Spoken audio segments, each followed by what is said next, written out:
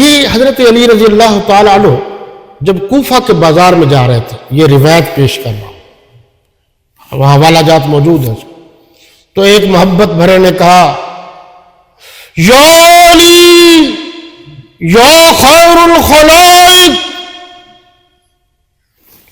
انت افضل من ابو بکر و عمر۔ او خیر الخلائق، اس کا ترجمہ ایک تو نبوت کا ہے، یعنی انبیاء کے برابر وہ سمجھتے ہیں مسئلہ امامت، آپ جو ہے حضرت ابو بکر حضرت عمر رضی اللہ تعالیٰ عنہ سے بہتر ہے۔ حضرت علی رضی اللہ تعالیٰ عنہ نے فرمایا کیا کہہ رہے ہو، جھوٹ بول رہے ہو، خبردار۔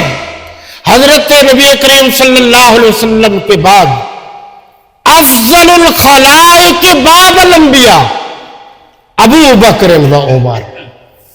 خیال رکھنا حضور کے بعد سب سے اعلیٰ ترین لوگ اللہ کی مخلوق میں حضرت ابو بکر ہے، حضرت عمر ہے، پھر اس کے بعد حضرت علی رضی اللہ عنہ نے فرمایا اگر تم نے آئندہ یہ کہا تو میں تم پر حد قذف نافذ کروں گا، یعنی جھوٹ کے الزام میں تمہیں کوڑے ماروں گا، درے ماروں گا، سزا دوں گا۔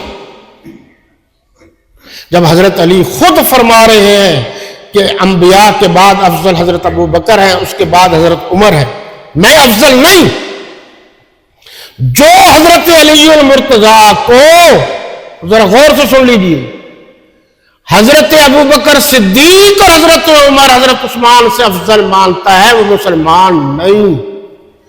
جو حضور کے بعد امام اول، خلیفہ اول، مرشد اول، پیر اول، رشد اول حضرت صدیق اکبر کو نہیں مانتا وہ مسلمان نہیں۔ جو حضرت صدیق اکبر کی صحابیت کا منکر ہے وہ مسلمان نہیں۔ جو خلیفہ بلا فصل کا منکر ہے وہ مسلمان نہیں۔ اور جو حضرت صدیق اکبر رضی اللہ تعالی عنہ کو، اگلی بات کر رہا ہوں، حضرت علی کا امام نہیں مانتا، کیونکہ حضرت علی نے تو ان کے پیچھے نمازیں پڑھی ہیں، وہ بھی مسلمان نہیں۔ اس لیے میری آپ سے درخواست ہے، آپ اپنے بیٹوں کو گھر میں بتاؤ 2 منٹ کہ حضور کے بعد پوری امت مسلمہ کا وارث حضرت صدیق اکبر ہے۔ اس لیے ہمارا نعرہ ہے خلیفہ بلا فصل ابو بکر مصطفیٰ کا ہم سفر ابو بکر شمع کو پروانہ بلبل کو پھول بس صدیق کے لیے خدا کا رسول بس۔